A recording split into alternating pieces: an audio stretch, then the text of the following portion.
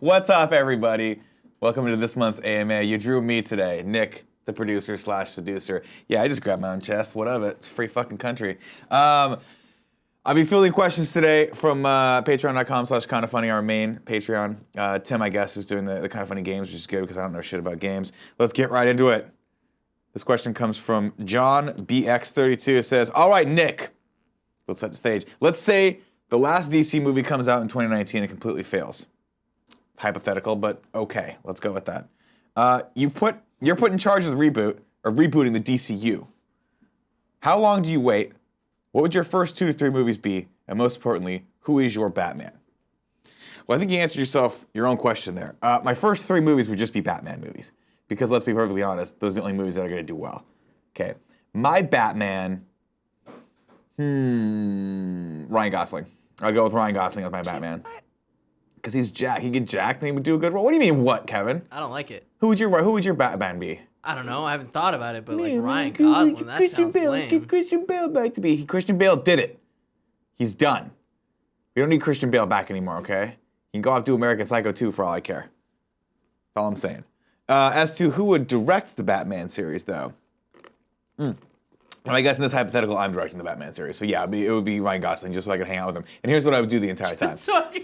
That's all I would do. I would cast him. I'd be like, hey, Ryan Gosling. Hey, when you did La La Land, was like Emma Stone cool? Was she really cool? And he'd be like, Nick, stop talking to me. Like, hey, Ryan Gosling, when you did the new Blade Runner movie, was Harrison Ford cool?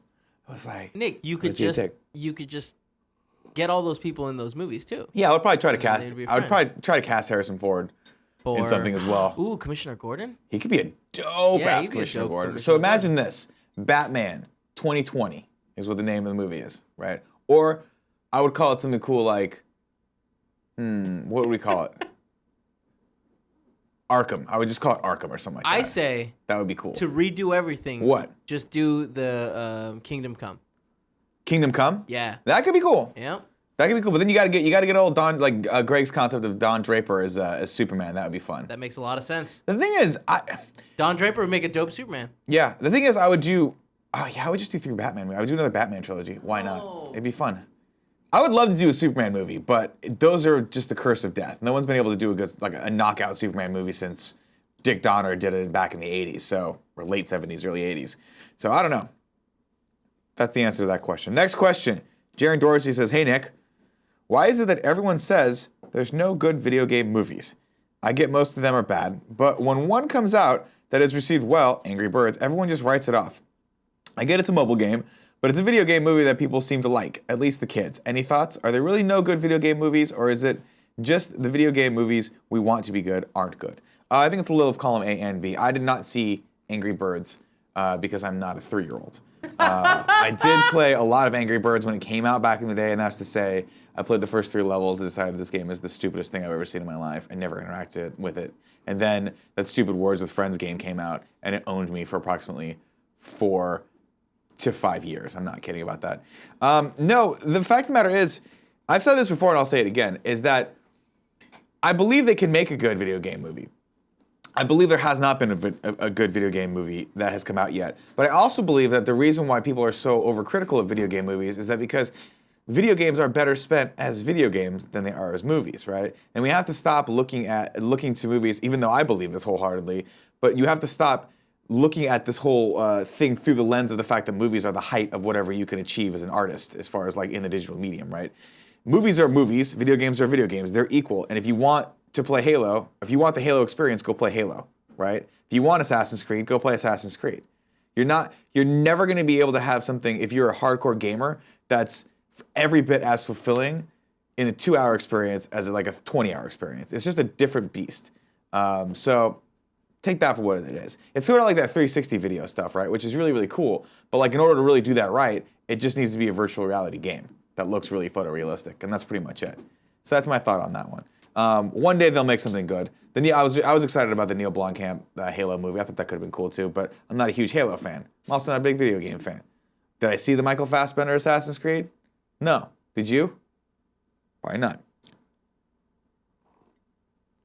Patrick Higgins says, "Hey Nick, who are your favorite director, actor, and actress in Hollywood today?" Huh. Great movie. I would give it to Damien Chazelle as one of my favorite up-and-coming directors. He is really, really, really something special right now. He's 2 for 2 with La La Land. I mentioned it before. I love Ryan Gosling. I think he's the best actor in Hollywood today. The guy just has charisma with a capital C.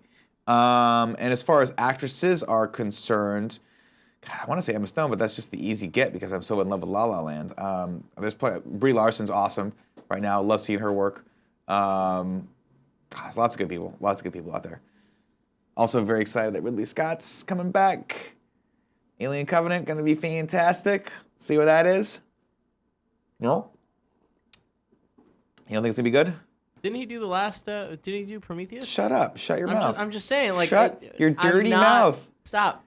Take a fire hose and just hose your mouth out with it, my friend. Because you're a dirty human being, and we know your mouth's Comic Book Girl 19 has an amazing video about why Prometheus failed. So you should check that out.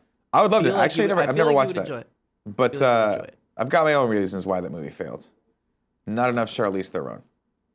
You know why Mad Max Fury Road worked? Because it could have been called Charlize Theron's movie. Because she's a badass. She's another great actor. Yeah. Nicole Humphrey says, "Hi, Nick. What are your thoughts on Moonlight? Plot, characters, cinematography, etc. It was one of my favorite movies last year and one of my most unique movies I've seen in years." She says, "Thanks for being the adults and slapping the boys in shape." I really liked Moonlight.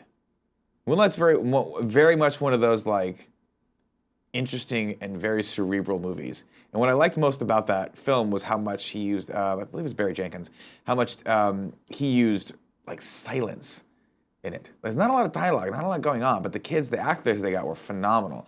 And I was really taken aback. It's one of those things where you go in and you sort of have, this is why this movie is so important, is you go and you have this sort of like, you don't really know that you have these preconditioned responses to certain things, homosexuality being one of them, right? And then by the third act, you see these two people finally get together, these two guys finally get together.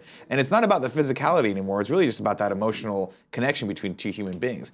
And he did such a great job getting you to that moment where, as a person, I mean, I'm fairly open-minded as far as everything's considered, but but I was taken aback by how much I just really appreciated those two guys being in that room, and like how much that like you could feel that general just love between the two and that affection between the two that kind of transcended the gender, which I thought was really, really cool. That movie was something special. Also, I'm gonna get the actor's name wrong, but shout out to Mahershala, who was in he's the actor from House of Cards on Netflix. He's awesome. He's also the bad guy in Luke Cage. That dude's dope. He's so good. He's one of my favorite up-and-coming actors. Ali, I think is his name. Mahershala Ali. I'm looking this up real quick. Hold on. Doo-doo-doo-doo. Everyone just chill. Say hi to your mother for me. Yes.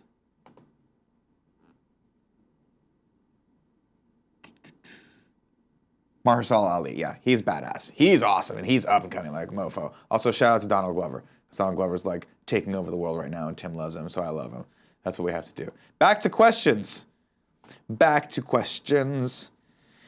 All right, Cameron O'Neill says, "Hey man, if you could live to see one technological achievement, what would it be? I'd like to see people living on the moon. Because then I can make fun of them for living so far away and they couldn't do shit about it." You know what I'm talking about, Kevin? 100%. Kev, if you could get a condo on the moon, would you do it? I mean, only if teleporting technology has been created. It doesn't take that long to get out there. How long does it take to get from here to the moon? I mean, I think it's 3 days. I wouldn't want to be in something for 3 days. But here's the deal. It's zero gravity, so you can just sleep.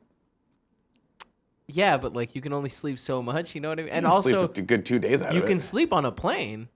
Yeah, but sleeping on a plane sucks because it's really uncomfortable. Sleeping, because you're always like this.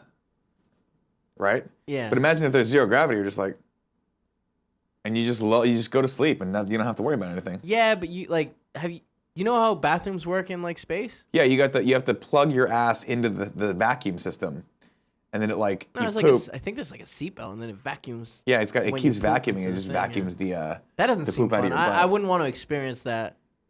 So I feel like if I'm gonna go to space, it's gonna be for like just a day trip. Yeah. Or I'm gonna hold it for like a couple days. You gonna hold the poop for a couple days? Yeah. Kevin, that's like 6 loads. Can you actually hold 6 loads of poop? I think that's 9. 9? Yeah, whenever like when I was young, like you know what outdoor ed is? Outdooring what? Outdoor ed. Yeah. No. I mean, Like, I imagine like it's self-explanatory. You had to go to a class that was outdoor. You have to camp overnight. it was a week. A week, and you Yeah. didn't shit for an entire week. Oh man, for most of it, just Why not? like a bear hibernating. Just, Why was it because the bathroom it was just not made me. It makes me uncomfortable. acceptable? It just made me uncomfortable. I don't know. I was young too. I was like 10. Yeah. I still get uncomfortable. I don't Now like, I can shit anywhere. I don't see. I don't. I Not don't like space, pooping probably. outside of my normal areas. Really, but you poop Well, it's just because so I don't like much. being around other people while they're pooping. Yeah, I mean, I hate bathrooms. Like, hate public like, bathrooms. yeah, oh, it's the worst. I hate hearing someone shit while I'm trying to take a piss. Because it sounds like this. No, you don't have to. I told you I don't like it. Splunk. You don't have to give me a little bit more of it. Spelunk. I'm gonna go. All right. Tyler Hanalisa says, "Hey Nick, you had the opportunity to see Harry Potter the Cursed Child in London last year. Do you think that it would be worth it to plan a trip around seeing a performance of it, either in London or in New York when it comes to Broadway?" Definitely. First off, London's amazing, so it's worth it just to go to London and have an excuse to go to London. Second off, New York's amazing as well. It'd be a great excuse just to go there and have something to do for half a day, or actually, well, I guess that would be 2 halves of 2 days, so a whole day almost. So it was amazing, and if you're a Harry Potter fan, you've probably already read the book, which is unfortunate because the play, while good, would have been much cooler to see on Broadway or on in the West End without knowing what was happening. I can't. So like I got halfway through it, I'm like, this is awesome, and I'm so jet lagged, and I know exactly what happened, so it kind of takes this thing out of it a little bit, but still a beautiful, beautiful production, and I'm sure they'll do just as good on Broadway. R.J. Davis says, "Hey Nick, out of all the guys, I find that I can relate to you most. I'm the oldest in my friend group, and I love film and want to make it. When you started out making wedding videos and such, did you ever do short films or anything like that? I've done one film for my own town's Comic Expo 48 film challenge, and it was terrible, and I'm very proud of it. What are your favorite things you ever shot? Sorry for the 2 questions." Don't be sorry for the 2 questions. I appreciate both of them. Appreciate you. Yes, I made 3 short films right out of college. And I always talk about how unmotivated I was kind of around the college time. I made a short film called High School, which is still floating around somewhere. I think I have a copy of it at home. It's on DVD, but it probably doesn't work anymore because those old DVDs that you burned just died after a while. And this is I don't think that was accurate. no, I mean the ones that you burned yourself, they would just go bad after a while. They were weird. Really? Yeah. I never had that issue, but mine were always like my own bootleg stuff. Yeah, I don't know. I mean, I used to burn them, and they would just I would always get complaints when I do wedding videos because people would go back and watch them a year later and they wouldn't work. Shit, what are you gonna that do? sucks. Now everyone just gets digital files. But anyway, yeah, I made a movie called High School about 3 kids stuck in a room the week before they were supposed to graduate. And they're 3 kids that don't really know each other that well. It's kind of Breakfast Club, but in a modern time. I was a huge John Hughes fan, still am. And I entered into one film competition and didn't get in, and then I gave up. Do you see any more videos in your future entering? Any more shorts? Yeah. Oh, of course. Let's get that going. I mean, the thing is this. Short films are really hard to make. And really good shorts are really hard to make, too, because that medium is not necessarily something that's commonly accepted by everyone, right? We want long form or we want internet video, and it's hard to make something that's like 5 to 10 minutes and be compelling. But if you can do that, then you're off to a really, really good start, because if you can evoke emotion in a 5 to 10 minute short, or even a 2-minute short, then you're probably on your way to being able to do that in more longer forms. I would say this, though. The one thing I'm disappointed with myself is that I always felt my work never really lived up to what it should. And I produced a couple short films, then I directed one, which was High School. And I just never had the confidence to get my work out there, because I always just assumed that you were just supposed to make the thing that got you the next movie, right? I never really understood that you have to put the work in. I never really understood that, you're supposed to make that first one and it's supposed to suck. And guess what? The second one's going to suck probably a little bit less, but it's still going to suck. And then by the 3rd or 4th or 5th one, you've built your crew, you've kind of gotten the experience, you've seen all the things you're not supposed to do, you've got maybe a couple talented actors that really want to hone their craft, and then you can go and do something. It's unfortunate because we all idolize guys like Kevin Smith. He's one of my idols, absolutely, and I've got the pleasure of podcasting with him and meeting him. But Kevin Smith is an anomaly. Kevin Smith is not the rule. He's the rare exception to the rule, right? Going out with Clerks, if Clerks came out now, I don't know that it would have been as popular as it as it was back then. It was just this weird thing that happened and caught the cultural zeitgeist. So don't compare yourself to people like that. Don't think that your first thing has to be perfect. In fact, it's almost better when it's not perfect because you can live, you look at it, don't put that expectation on yourself. Just say to yourself, this is going to be what it is. And I'm going to have great fun with my friends making a piece of art. And we're going to enter it in some festivals and get some experience that. And if you get turned down, you've got all that wealth of knowledge to take into your next project and do it again.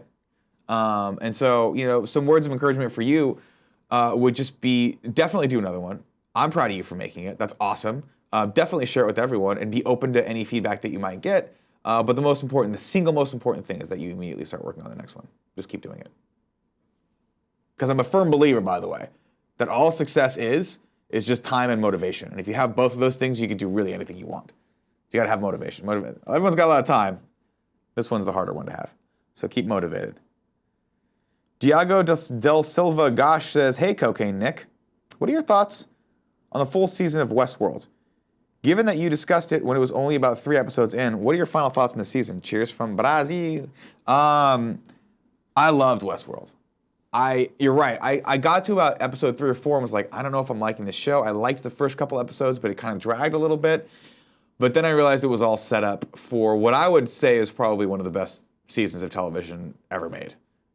If you haven't watched it, you don't have HBO, do yourself the service, buy it somewhere. I'm sure you can get the whole season somewhere. It's really, really cool. And it's a very unique show.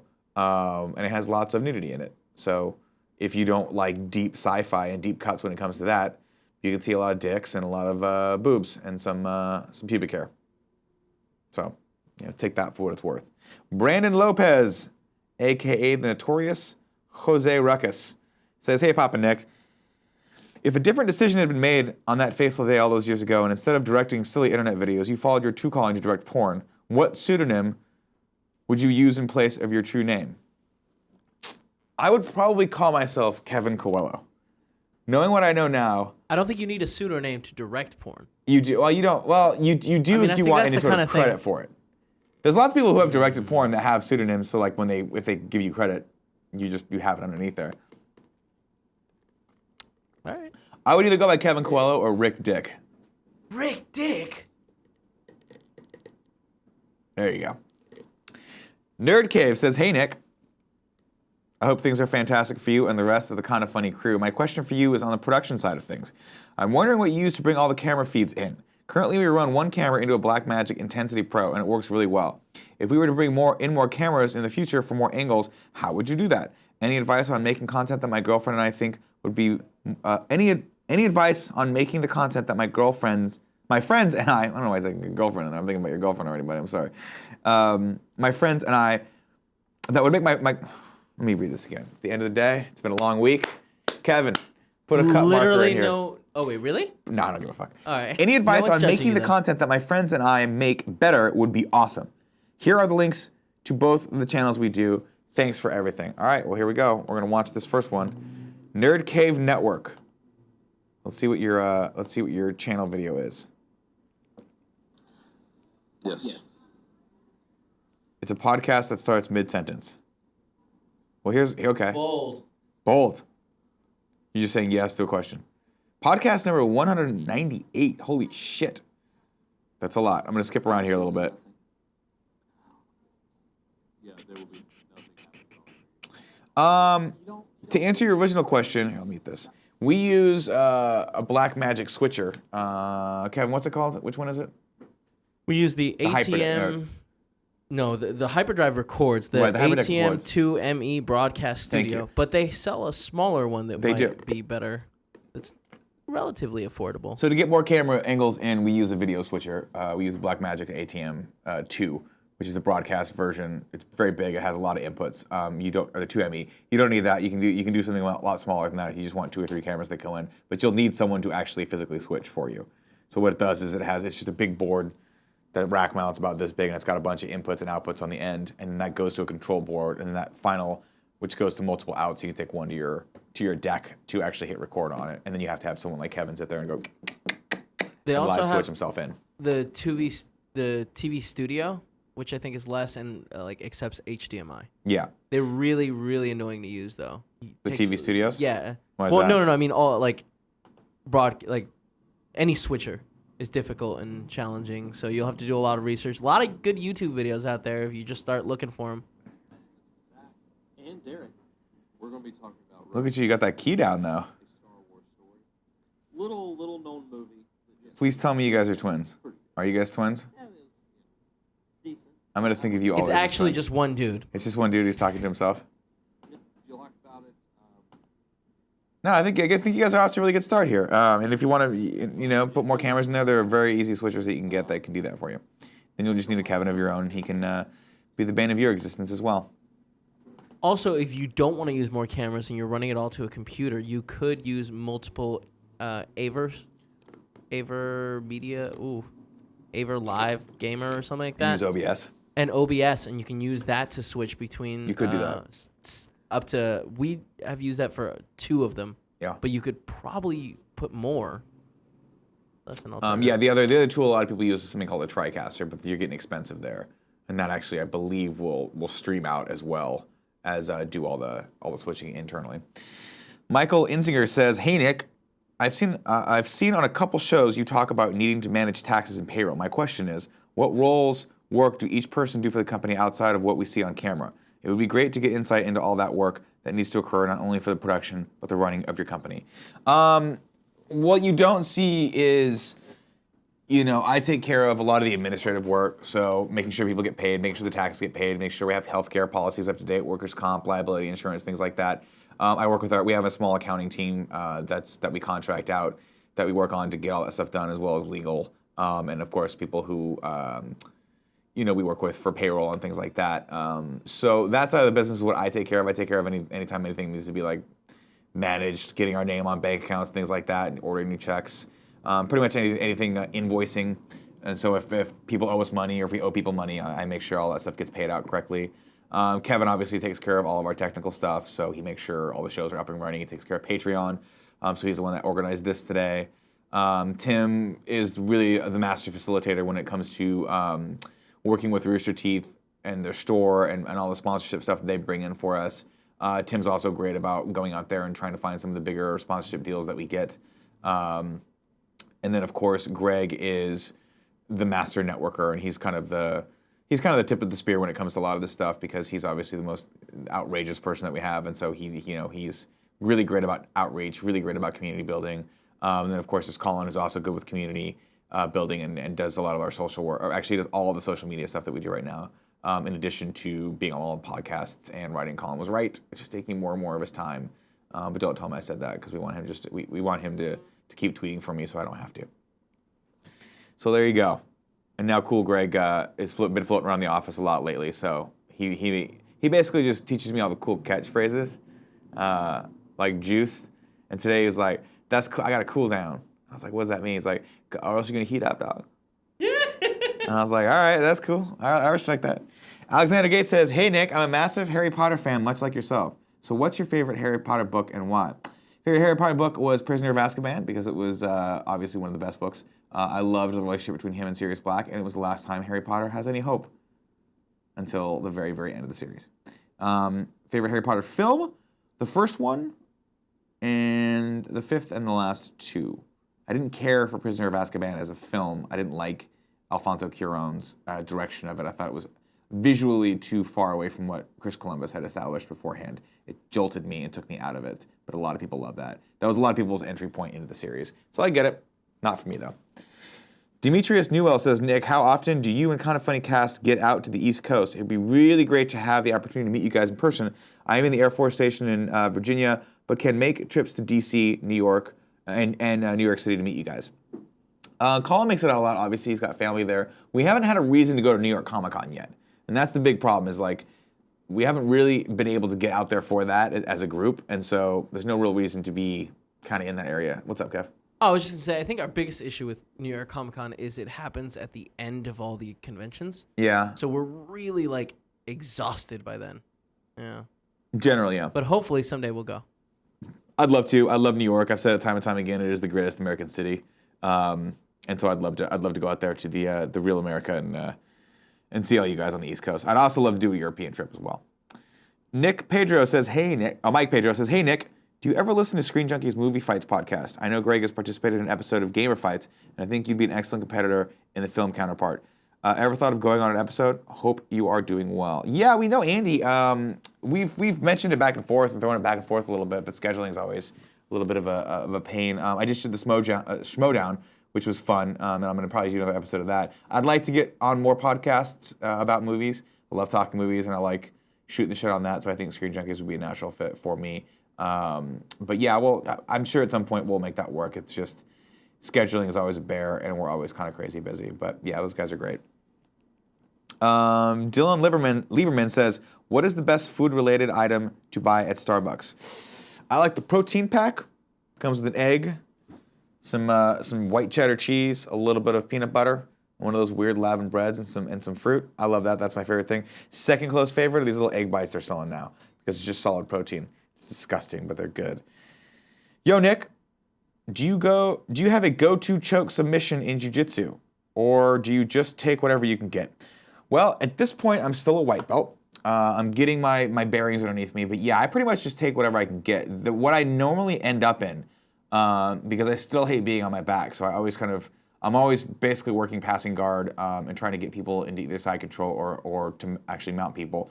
What I get more often than not is the Kimura, because I feel like it's something you can get from a lot of different positions, either Kimura or Americana, and I get that especially from mount. I don't know why, I just always kind of find it right naturally, right when I can sweep someone over into that.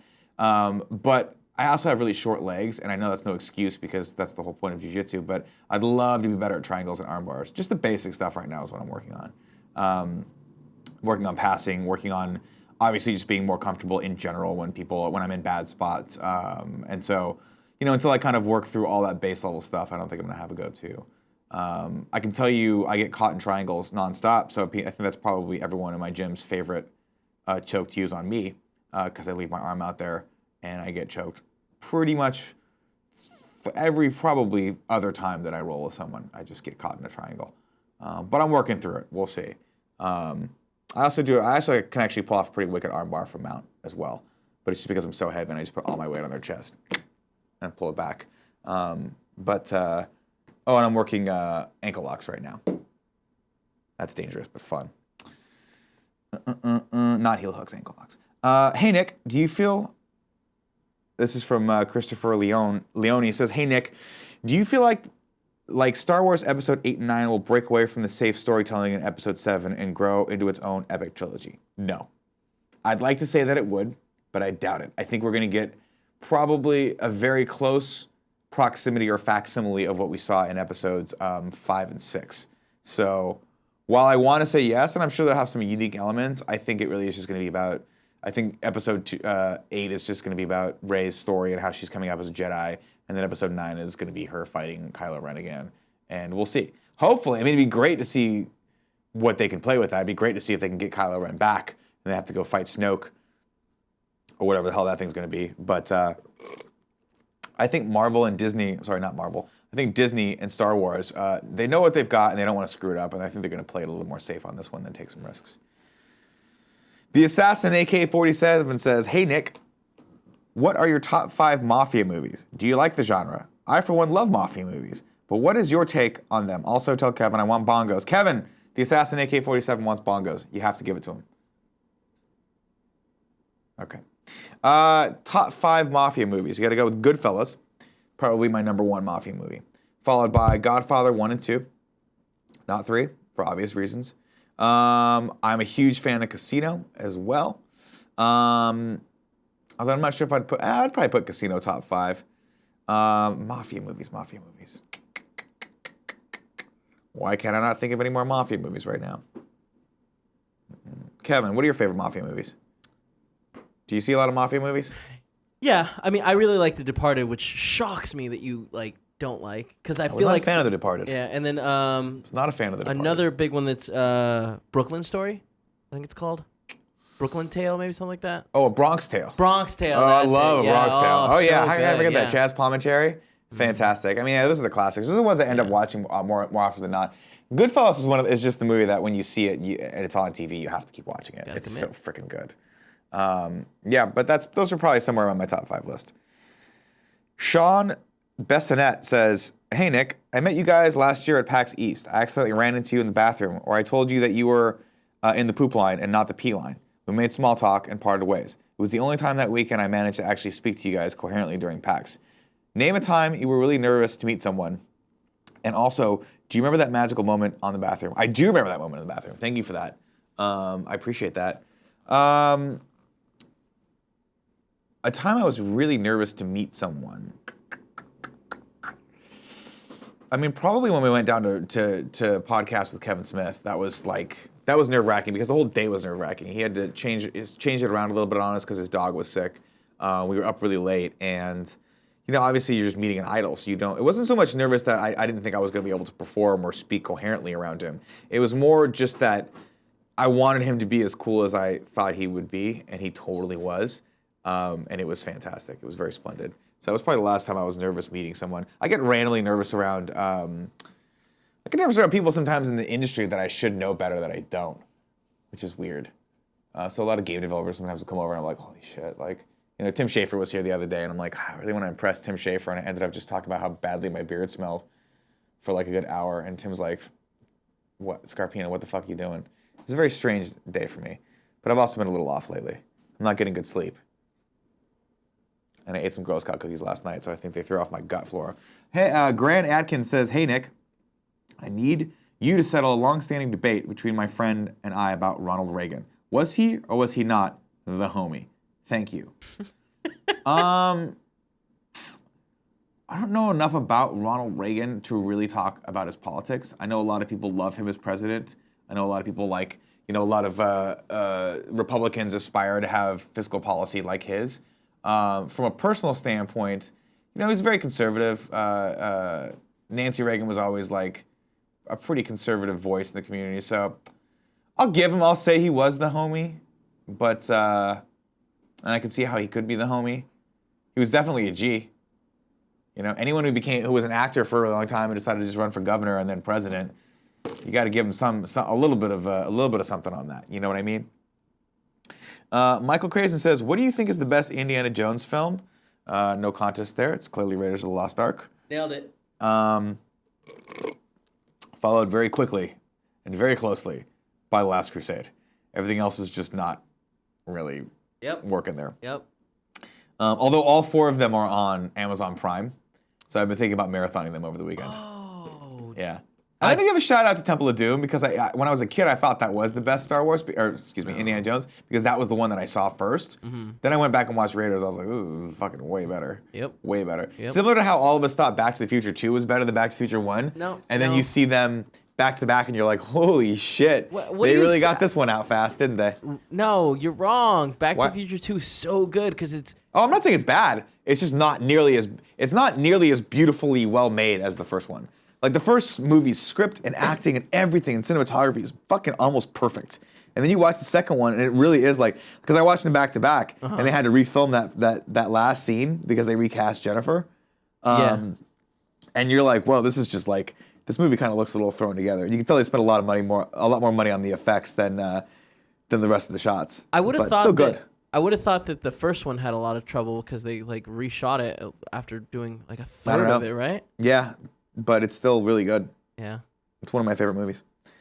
Josh Betts says, "If you were to direct a movie, what would your basic premise be?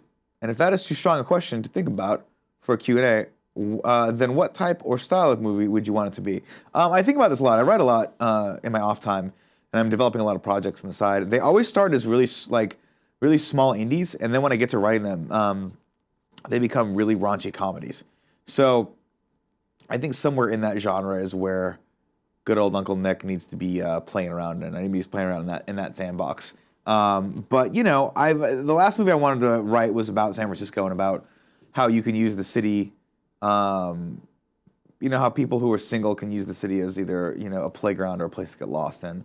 And it's my big love letter to San Francisco when I think back to when I was single, and had these big moments, these big times in my life where I had these big decisions to make and what the city meant to me. I'd like to shoot that with the city as a backdrop. But then we're not ready to talk about it yet, but Greg and I are writing a script right now that could be very fun. So we'll talk more about that premise as it comes close. Unless we can talk more about it. Josh Collar says, where do you see your guys' company in 10 years? Deep legal battles, probably. One of us will probably, if not 2 or 3 of us, will be in prison, I have to imagine.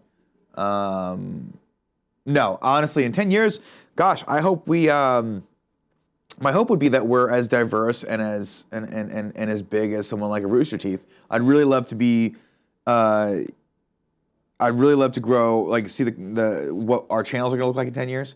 I'd like to see, I could envision us being in a big building with 30 employees in 10 years, developing things on the game side, working with sponsors in the games, movies, comics, developing stuff for Netflix, for Amazon, for theatrical release if that's still around in 10 years, and just basically having our hands in everything, and having just a great crew of people like we've already been able to kind of start to form here, just further out with maybe even a young class of content creators that can be on camera as well. I think that'd be really, really cool. Hey, Cab Dog, Big Cab Dog. Yep. Can you have Cool Greg bring me some water? Yeah. Thanks. My throat is super dry. Chris Johan says, I'm not very educated on movies and which ones are the best, and I would like to watch something that isn't Star Wars or Marvel. What movies, films, in your opinion, are the best you have seen throughout your life that you could recommend? Thanks. It's hard because my favorite movies aren't the best movies. That's just the way it goes. The movies that are my go-to movies are ones that are very nostalgic more often than not for me. Not to say I have terrible taste in movies, but obviously I love classics and I love really terrible bad movies too. So I would say for starters, I'll just name 5 off the top of my head. Some of which I think you'll like and some which you'll find a little weird. Let's go with Goodfellas. You should watch that. It's probably my favorite mafia movie. We answered that earlier. I'll say Goodfellas. I'll say Blade Runner because you have to. Everyone that quote unquote studied film has to include that on their list. Even though I happen to find it very beautiful. Thanks, Cool Greg. Appreciate that. I'm gonna take this and trade you. Hey, gracias. It's a mafia movie that I didn't think about before. I mean, I think it is. Maybe it's more of a heist movie, but Snatch. And that's also probably my top 10. Yeah, that's kind of mafious. Yeah, I really like Snatch. But I'm just going to run down a list for you right now. Ferris Bueller's Day Off. Anything John Hughes made, basically. Breakfast Club, Ferris Bueller's Day Off, 16 Candles. You can go, if you're going to go 80s, you can go Pretty in Pink, Say Anything. Those are great films. You want to go more in the Western genre. I love Unforgiven. It's my all-time favorite Western movie ever made. If you want to go a little bit more cheesy 80s, you got to go John Carpenter, in which case you should watch Escape from New York. You should watch The Thing, which is a crazy good horror movie, kind of horror sci-fi. And then you should watch one of my all-time favorite movies, which is Big Trouble in Little China, which is currently on Netflix and will forever be on my queue until they decide to take it off Netflix, and then I'll just try to buy it somewhere else because I love having that movie in my life. That's my I'm not feeling very good and I just want to eat crap food and watch the best movie ever made movie. So those are some fun ones to start with. Also, shout out to The Hunt for Red October, which I love. John McTiernan. Oh, also Die Hard. Go watch Die Hard. Stop fucking around. That's the first movie you watch if you haven't seen it. Die Hard. Come out to the coast. We'll get together, have a few drinks. Emily Barden says, you said that one of your goals is to direct a feature film. What steps do you see yourself taking to progress toward that goal? Kind of Funny shorts, the Taco Bell series. Also, can you please get Aaron Marquez as a guest for Kind of Funny, the animated series? He should be your rival for Nerdy Barb Dunkelman's love. I write a lot, and I'm developing a lot of different projects just every day. So the animated series is one. Yes, we do want to do Kind of Funny shorts eventually. But ultimately, I think when it comes to like directing a full-length film, you just have to just kind of that's a harder target. For me, I always kind of default to the writing, and so instead of trying to look at that in the long haul and be like, oh, I want to be directing this film by the time I'm 38 or 39 or whatever. I'm really just focusing on trying to write something awesome, and if that works out, then that'll be the one we try to make. And if it doesn't work out, then keep going. But yeah, I'd love to have that experience at least once in my life to try to put something together, not to be able to call yourself a director, but to just have something that you can be proud of that's that long form project, because there's so much work that goes into even making a fairly mediocrely good movie, let alone a great movie. And so right now it's just about sharpening those tools that we'll all eventually need to get that done. and also just making the necessary context to get that done too, because movies aren't cheap. And if you want to do them right, they're especially not cheap. And you need a lot of people in your life that you can surround yourself with who are ride or die for that project. Jason, no last name, just like Cher says, why do you think video game movies don't work? When are a huge director, excuse me, I believe he said, when you are a huge director, will you ever make a good one? I think the reason why a lot of video game movies don't work is because there's a lot of chefs in the kitchen. And in order to make a good movie, not even one based on a prior property, you have to have someone at the top that has a good creative vision and has a team of people that can support that creative vision and is given the sort of room and the space to breathe and let that vision come to fruition, right? I think, and I don't know because I've never made movies before and I've never been in the rooms where people are talking about this stuff, but from what I read and what I hear in interviews, a lot of the reasons why movies fail is because everyone working on them doesn't see them in the same light, right? Everyone's kind of working against each other instead of with each other. And so I think a lot of the reasons why the video game movies fail is because there's probably a myriad of reasons, but I have to imagine it's because there's a lot of stakeholders that want to see that have a lot of, a lot at stake in the projects. Take a movie like Assassin's Creed, obviously that's a huge franchise for Ubisoft, right? And you've got Michael Fassbender and you've got Marion Cotillard, I think was in that movie. Again, I didn't see it, unfortunately. I'll watch it when it comes on HBO. There's a lot of writing on that, and I think that, when it comes down to it, it really just boils down to you have to have a good story with good character development and good people to back that up.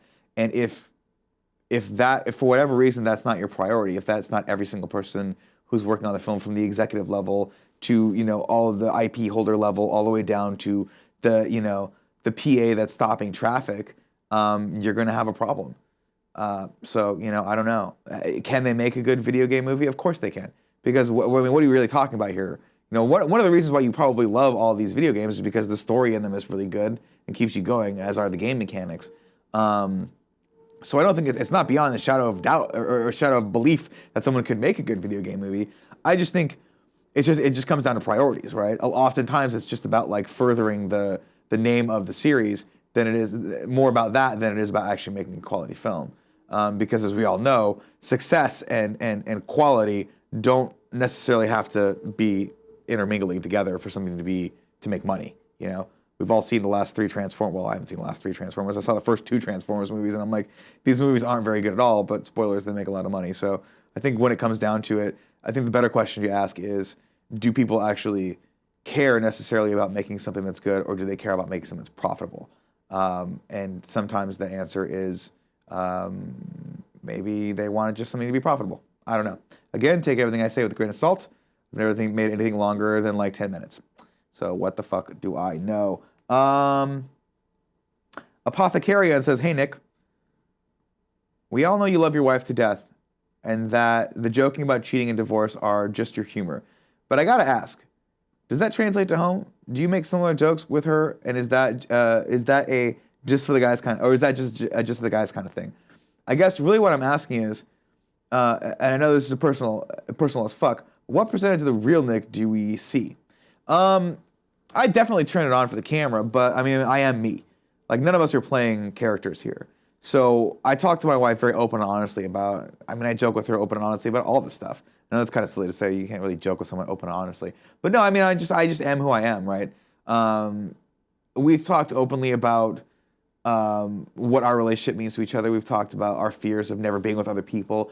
We've talked, I'm about as subtle as a fucking heart attack. So when a good-looking girl walks by, and I look at her, my wife's not stupid, but I have at least the decency to not pretend like I'm not a human being in front of her, and she has the same respect for me. So, we talk about all that stuff. But when you joke about things like that, you're really just saying to people like. You're kind of just you're working through some of your own insecurities with it, and no one's 100% secure. And marriage is a hard thing, right? Marriage is something you have to work on every freaking day. And so you owe it to yourself to have a little bit of humor about that. And if you're with someone who has a little bit of humor about it too, then you're probably you're gonna be just fine. But if everyone's so hard up about, I have friends that are like, that their wives are like, I would never let him watch porn. I'm like, well, You got to sleep sometime. That's what I say to you. Jose Gomez says 2 questions. 1, favorite movie of all time. It's a moving target, but I'll get to that in a second. 2, upcoming movie that you are anticipating. Last and final, that's 3rd questions. You should totally compete in Screen Junkies movie fights. I saw Greg was in their spinoff show, Gamer Fights, and I believe you will kick ass. I agree as well. Well, like I said before, we were talking to those guys. We've always been talking to Andy and the crew. I'd love to go on that show, for sure, and we'll make it work one day. My favorite movie of all time. Ferris Bueller's Day Off. Fallout, nope. Top 3 favorite movies of all time. Ferris Bueller's Day Off, the 1989 Batman, and Big Trouble in Little China. I think I'll probably put those as my movies today. That always changes every time people ask me that question. Holy shit. Sorry. Hold on, I gotta text this is my wife. Hold on, I gotta text her. Let her know I'm filming something right now. Everyone hang out for a second. She never calls me during the day, so it might be an emergency, but...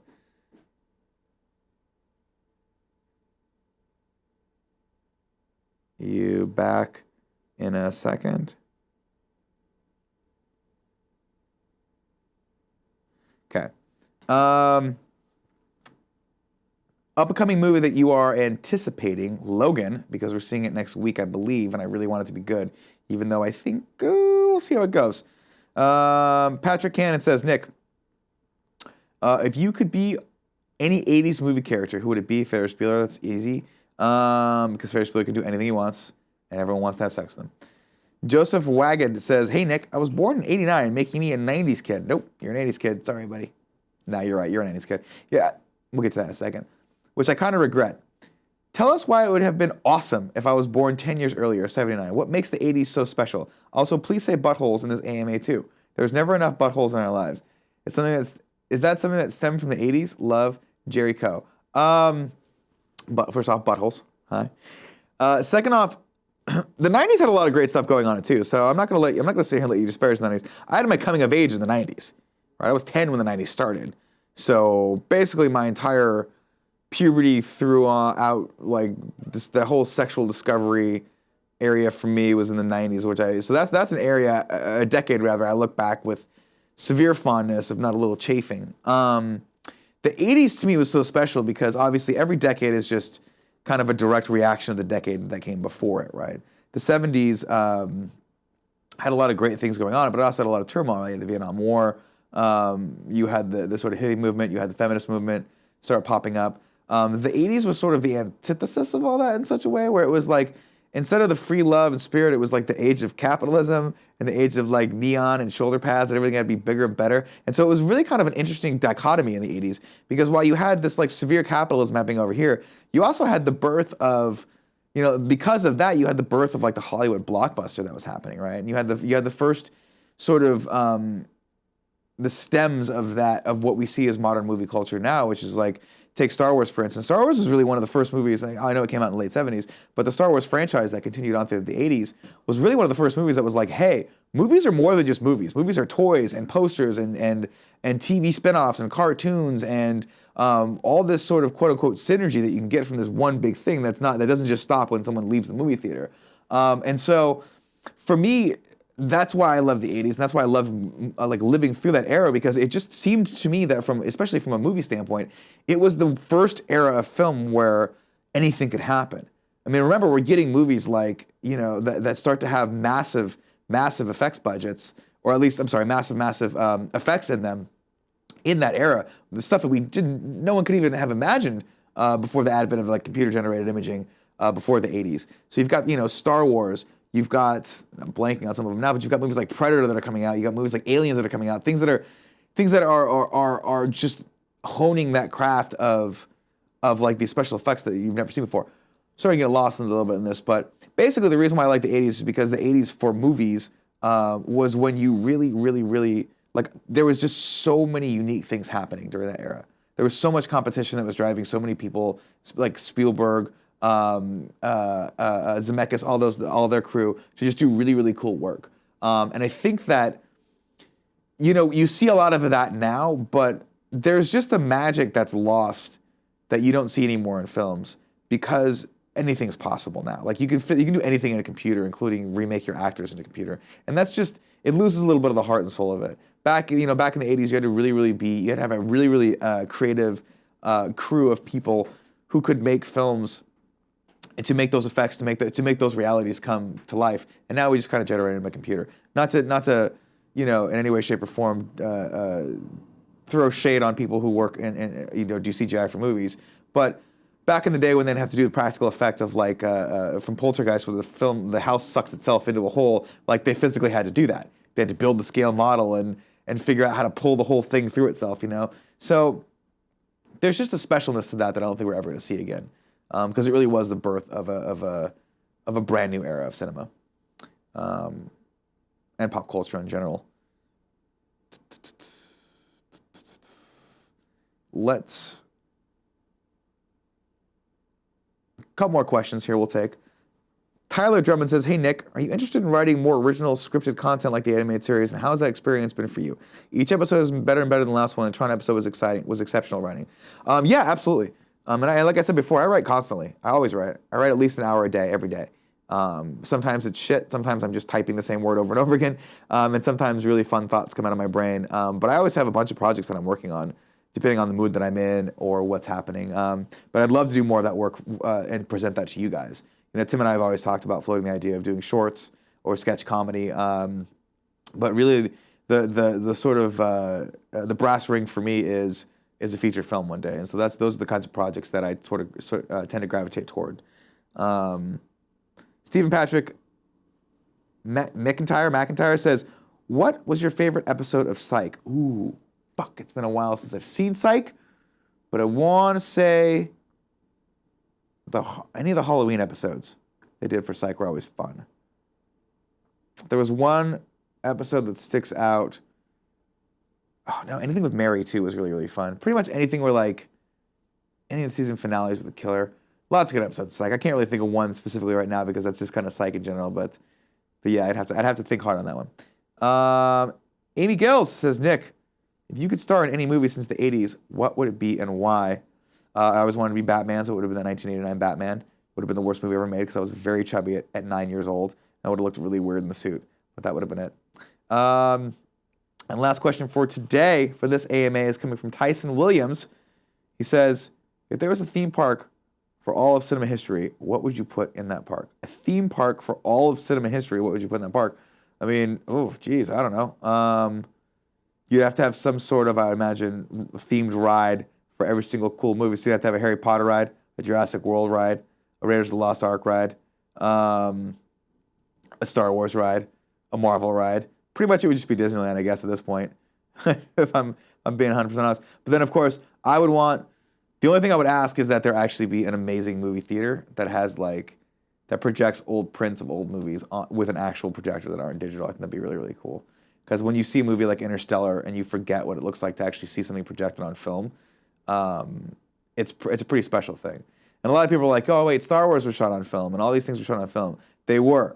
But seeing something actually projected on film is something that's very, very rare. Because I could be wrong about this. I've never looked it up. But I'm pretty sure when you go see Star Wars, it's still a digital projector. Even though they acquired the actual image on film, that image was digitized and moved over to basically just be ones and zeros after that. Yeah, maybe they'll go back to film for the final print to show and to project. But at a certain point, you're already doing a digital intermediate, and so you've lost a little bit of the magic of actually that projecting. Because when I was a kid, you used to actually go in and you'd see the burn marks, you'd see all the scratches and hairs on the film, you'd hear the projector, which was always awesome because it would lull you into that sense of that subconscious sense of disbelief, where you suspended belief, or suspension of disbelief rather. So yeah, I would definitely do that. And that is all she wrote for this AMA. Remember, if you want to participate in the next AMA, you can support us over on patreon.com/kindoffunny or patreon/kindoffunnygames, patreon.com/kindoffunnygames. If you want to talk more games, you want to talk movies, you can support us over on our OG channel. And if you just want to watch our content and stay in the relative obscurity of your dark basement or wherever you're at, well, then that is up to you. You can do that if you want. But we appreciate the interaction. I appreciate all the questions. I love you all, and we will see you soon.